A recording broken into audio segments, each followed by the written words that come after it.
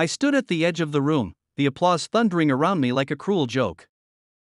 My chest swelled with pride as I looked at the plaque in my hands, the award for Entrepreneur of the Year, the culmination of sleepless nights and relentless ambition.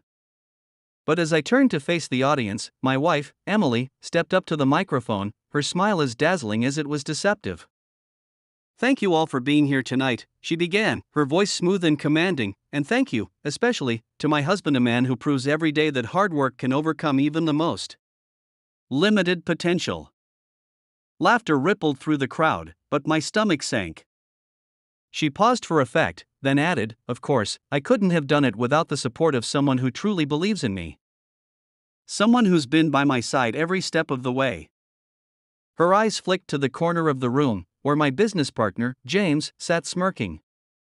The weight of her words hit me like a sledgehammer. The whispers in the crowd grew louder, but I stood frozen, my mind racing to make sense of the betrayal unfolding before me. For years, Emily had been my anchor in my storm. She pushed me to dream bigger, work harder, and climb higher, but never without reminding me of the man she believed I wasn't. "You're smart," she'd say, her tone always just shy of condescending, "but you lack the backbone to really succeed. You'd be nowhere without me." At first, I took her words as motivation, a harsh kind of love that came from someone who wanted the best for me.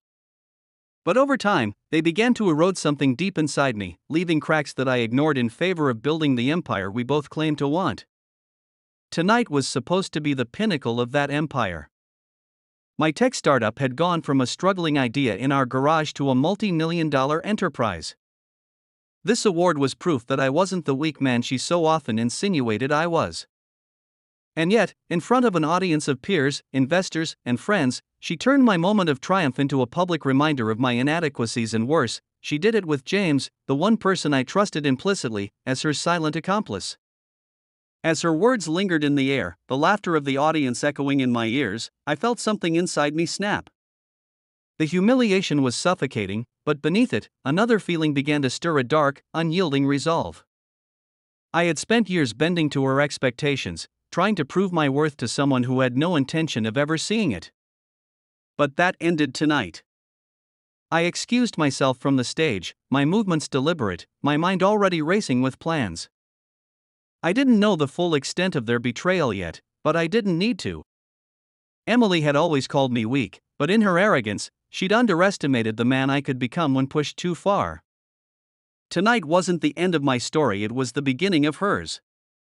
And what happened next would make her regret ever doubting me. The air was heavy with the scent of jasmine candles and freshly poured champagne. Emily had insisted on hosting a small gathering at our home to celebrate the award I'd received earlier that evening. It was just the two of us now. The guests had left, leaving behind empty glasses and traces of polite applause that still echoed in my mind.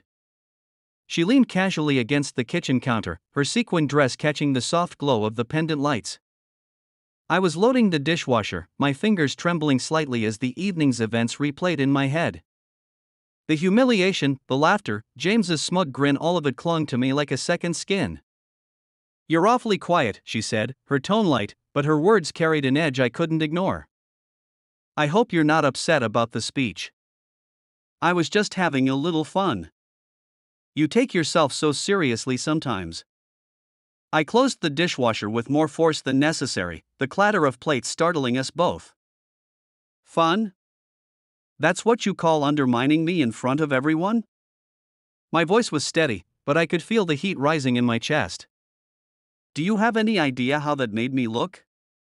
Emily shrugged, swirling her champagne lazily. "Oh, come on.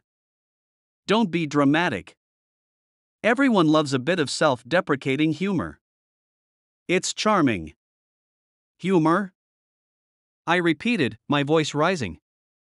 "You turned my achievement into a punchline, Emily." And then there was James. I paused, searching her face for some flicker of guilt, of remorse. But all I saw was the faintest smirk tugging at the corner of her lips. "James is my friend," she said, her tone clipped. "Don't start imagining things." But I wasn't imagining. Not anymore. That smirk, that subtle flicker in her eyes, told me more than her words ever could. And then it happened, the moment that shattered what little doubt I had left.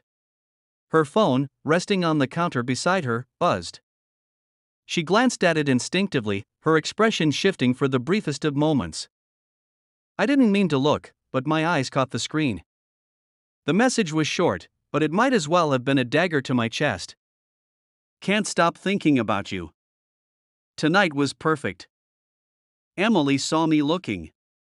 Her hand darted toward the phone, but it was too late. The room seemed to tilt as I processed the message, every beat of my heart echoing like a drum in my ears. My breath caught in my throat, and my legs felt unsteady beneath me. Who sent that? My voice was low, trembling with the effort to contain the storm building inside me. Emily hesitated, her confident facade faltering. It's not what you think, she said, her voice suddenly smaller, weaker. I took a step closer, my gaze locking onto hers. Then what is it? I demanded. The room felt colder now, the warmth of the evening replaced by an icy tension that threatened to choke us both.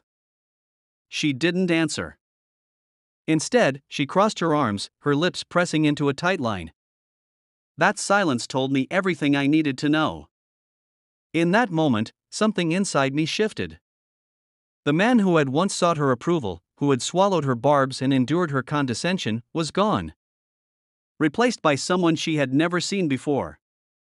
Someone she had every reason to fear. I turned and walked out of the kitchen, my mind racing. The betrayal was real, and it was deeper than I had imagined. But this wasn't over, not by a long shot. If Emily thought she could break me, she was wrong. What she had just done wasn't the end of the story. It was the spark that would ignite a fire she could never hope to extinguish. The night after Emily's betrayal lingered like a stain on my soul. Sleep was elusive, and every time I closed my eyes, I saw her smirk, the glow of her phone, and the damning message that had unraveled everything I thought I knew. Lying awake in the darkness, my mind raced with questions. How long had this been going on? Was it James? Was there someone else? The possibilities clawed at me, each more painful than the last. By morning, I resolved to stop wondering and start knowing. Emily's betrayal had ignited something inside me and need to uncover the truth, no matter how deeply buried it was. At first, I began to watch her more closely. Subtle things stood out, the way her phone never left her side now, the quick flick of her screen away when I walked into the room. She had always been a private person, but this was different, a calculated effort to shield herself. Then there were the absences. Emily, who once complained about the tedium of corporate dinners and after-hours meetings, now seemed to have an endless list of obligations that kept her out late. Networking, she would say with a dismissive wave of her hand. But networking didn't explain the glow she carried when she returned, or the way she avoided my eyes when I asked how her evening had gone. One night, as she showered, I picked up her phone. My heart pounded as I swiped the screen, but it was locked 6 digits I didn't know. I stared at it for a long time, a mixture of frustration and shame coursing through me. I hated what I was becoming, this paranoid, distrustful man, but I hated her for making me this way even more. When my subtle observations proved insufficient, I decided to dig deeper. I started with James. He had been my partner, my confidant, but now every interaction with him felt like a performance I wasn't privy to. The next time we met for drinks, a regular occurrence meant to strategize for the business. I watched him closely. You seem distracted, I said casually, swirling my whiskey. Everything okay? He hesitated for a fraction of a second before his usual easy grin returned. Just tired. Emily's been keeping me busy with this investor pitch. His eyes flicked to mine, gauging my reaction. Investor pitch? I asked, forcing my voice to stay neutral. She didn't mention anything about that to me. James shrugged. Guess she didn't want to bother you with it. You've had a lot on your plate. The lie was so smooth, so effortless, that it left me reeling. Emily hadn't mentioned any investor pitch, and the fact that James had made it sound like I was the one out of the loop was a masterstroke of manipulation. But his casualness was his mistake. It confirmed there was something they didn't want me to know. My next move was more direct. I hired a private investigator.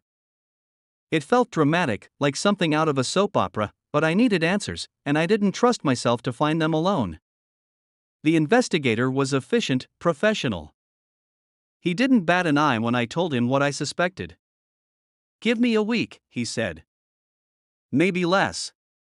While I waited, I delved into our shared finances, something I'd always left to Emily. She had always been meticulous about our accounts, insisting she could manage them better. As I combed through the statements, my stomach turned. There were charges I didn't recognize, expensive dinners at places I'd never been, hotel bookings during times she claimed to be out of town for work. The deeper I dug, the more the evidence piled up, each transaction a silent witness to her betrayal. The confirmation of her deceit was a strange mix of relief and devastation. The puzzle pieces fit together now, the picture they formed dark and undeniable. But knowing didn't bring closure, it brought rage. The kind of rage that burns cold, sharpens your thoughts, and narrows your focus until all you can see is revenge. One night, as I sat in the dim glow of my laptop, the investigator's report arrived. Attached were photos, grainy but clear enough. Emily and James, sitting too close at a candlelit table, their hands brushing in a way that spoke volumes. Another photo showed them leaving the restaurant together, James's hand resting possessively on her back. The final image was of them entering a hotel. I stared at the screen, my heart pounding so loudly I thought it might burst. This was it. Proof. But instead of confronting her that night, I closed the laptop and sat in silence. I could feel the weight of my anger, the urge to lash out, but I knew better. Emily thought she was in control, that her lies and manipulation had given her the upper hand. She didn't realize she had awakened something she couldn't contain. Over the next few days, I began to plan. This wasn't going to be a simple confrontation or a shouting match. No, Emily had robbed me of my dignity, my trust, my peace of mind, and I intended to take back more than she had stolen. I would dismantle her life piece by piece, just as she had done to mine, but I would do it quietly, methodically, leaving no room for her to recover. I started documenting everything: the photos, the financial discrepancies, even the recordings of her late-night phone calls that I'd managed to capture. Each piece of evidence was another weapon in my arsenal, and when the time came, I would use them all. This wasn't just about revenge, it was about reclaiming my power. Emily and James thought they had outplayed me, but they were about to learn just how dangerous a man can become when he has nothing left to lose. For weeks, Michael had meticulously planned this night. He had secured the guest list, ensuring the presence of key individuals, investors, media representatives, and even James's wife, Claire, a woman he had only recently connected with through the private investigator's findings. Every detail had been orchestrated for maximum impact. In his pocket rested a remote control. On the gala's main stage, hidden behind a curtain, was a projector and screen loaded with a video presentation. Michael had rehearsed this moment countless times in his mind, visualizing every reaction and response. Now, it was time. As the evening progressed, Michael took the stage. His smile was calm, his voice steady as he addressed the room. "Thank you all for being here tonight. Your support means the world to me. But before we continue, I have something important to share, something personal." The room quieted, all eyes on him. Emily's smile faltered as he glanced her way, his expression unreadable. With a click of the remote, the projector whirred to life. Images appeared on the screen, photos of Emily and James, their clandestine meetings captured in stark clarity. Gasps rippled through the crowd, followed by a heavy silence. The final slide was a damning text exchange, their plans to siphon money from Michael's accounts laid bare. Emily's face drained of color. "Michael," she stammered, stepping forward. "What is this?" "It's the truth," he said coldly, his voice cutting through the room. "And I thought it was time everyone knew." Emily's mask of composure cracked. She turned to the crowd, her voice desperate. "This is a mistake. He's twisting things." But the evidence was irrefutable. Murmurs spread among the guests, eyes narrowing in judgment. James stood frozen, his usual confidence replaced by a panicked rigidity. Claire, tears streaming down her face, stormed toward him and slapped him across the cheek, the sound echoing in the stunned silence. The aftermath was chaos. Emily tried to regain control, but Michael's calm demeanor overshadowed her frantic denials. This was just the beginning. In the days following the gala, Emily and James attempted damage control. She begged Michael for a private conversation, but he refused, directing her to his lawyer instead. Every move they made played directly into his hands. Behind the scenes, Michael had already taken steps to protect himself. He had frozen joint accounts, filed for divorce, and worked with his legal team to secure an ironclad case against Emily and James. The evidence of embezzlement, combined with her infidelity, left no room for negotiation. The final confrontation took place in Michael's office, a room that had witnessed countless business deals but never something this personal. Emily sat across from him, her usual confidence replaced by a fragile uncertainty. James lingered by the door, his defiance masking his fear. "You've made your point," Emily began, her voice trembling. "You've humiliated me. Isn't that enough?" Michael leaned forward, his gaze piercing. "Enough? You think this is about humiliation?" He threw a folder onto the table, its contents spilling out documents, photos, text exchanges. "This is about justice.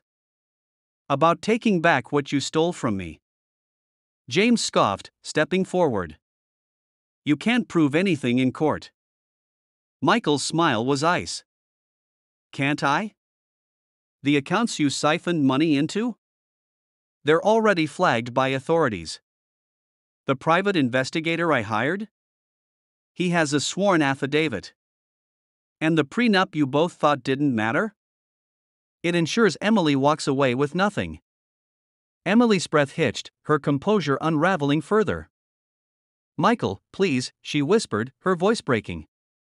"We can fix this." He stood, towering over her. "Fix this?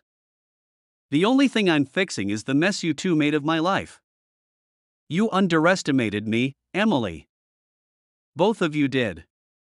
But now, you'll see just how much damage I can do." The conference room was quiet, save for the low hum of the air conditioning. It was a cold, sterile space, fitting for the final battle. Across the table, Emily sat with her arms crossed, her usual confidence faltering under the weight of her own fear. James hovered by the window, his bravado an ill-fitting mask as he stared out at the city skyline, avoiding my gaze. I leaned back in my chair, allowing the silence to stretch. I wanted them to feel it, the inevitability of what was coming. "Michael," Emily began, her voice softer than I'd ever heard it, "this doesn't have to end like this." I tilted my head, feigning curiosity. "How should it end, Emily? With me pretending I didn't see the pictures? Ignoring the bank statements? Or maybe you'd prefer if I just quietly disappeared, leaving you both to enjoy the spoils?" Her eyes flicked to James, who still wouldn't look at me. "It wasn't like that," she said, desperation creeping into her tone. "We never meant to hurt you." I laughed, a sharp, humorless sound that cut through the tension. "Never meant to hurt me? You planned to rob me blind while playing house with my business partner. But no, of course, hurting me wasn't part of the plan. Just collateral damage, right?" James finally turned, his jaw tight. "You're being dramatic, Michael. This isn't personal." "Not personal?" My voice rose, sharp and biting. I slammed a folder onto the table, its contents spilling out bank records, photos, emails. "You drained my accounts, James. You plotted with my wife to ruin me. And you have the audacity to call it business?" He flinched but tried to hold his ground. "You can't prove any of that in court." I leaned forward, locking eyes with him. "Can't I? The forensic accountant I hired thinks differently. So does the private investigator. Oh, and let's not forget the prenuptial agreement, which ensures Emily gets nothing if she's found guilty of infidelity." Emily's face crumbled, her carefully constructed facade finally shattering. "Michael, please," she whispered, her voice trembling. "We can fix this. We can start over. I stood, the chair scraping against the floor as I loomed over them. Fix this? The only thing I'm fixing is the mess you made of my life. You thought I was weak, easy to manipulate. But you were wrong. You underestimated me. And now, you're going to pay for it. James's confidence evaporated as he realized the full extent of my preparation. Emily looked like she might collapse, tears streaming down her face. For the first time in months, I felt a flicker of satisfaction. Get out of my office, I said, my voice cold and final. Both of you. The legal team will be in touch. They hesitated, as if searching for some shred of mercy, but they found none. Finally, they turned and left, their footsteps echoing in the empty hallway. The city stretched out before me, a sea of lights glittering against the night sky. I stood on the balcony of my new penthouse, a glass of whiskey in hand. The air was crisp, carrying with it the faint hum of life below, cars honking, distant laughter, the rhythm of a world moving forward. And so was I. In the weeks since the confrontation, everything had changed. The divorce was finalized, swift and brutal, leaving Emily with nothing but her tarnished reputation. James's financial misdeeds had caught up with him, and his investors had fled, leaving his company in ruins. Meanwhile, my own business thrived, bolstered by the trust and loyalty of those who had stood by me. I had rebuilt everything they tried to take from me. But more importantly, I had rebuilt myself. I swirled the whiskey in my glass, watching the amber liquid catch the light. For so long, I had been consumed by anger, by the need for revenge. But standing here, overlooking the city that had once felt so suffocating, I realized I was finally free. Emily and James were my past ghosts I had exorcised. My future was mine to shape, unburdened by their betrayal. The wind picked up, cool and invigorating, as if urging me to take a deep breath and let it all go. I set the glass down and stepped back inside, the warmth of my new home wrapping around me like a promise. The walls were bare, waiting for new memories, new stories. And for the first time in a long time, I felt ready to create them. Strength doesn't come from holding on to the pain. It comes from learning to let it go. And as I closed the door to the balcony, I knew I was ready to embrace whatever came next.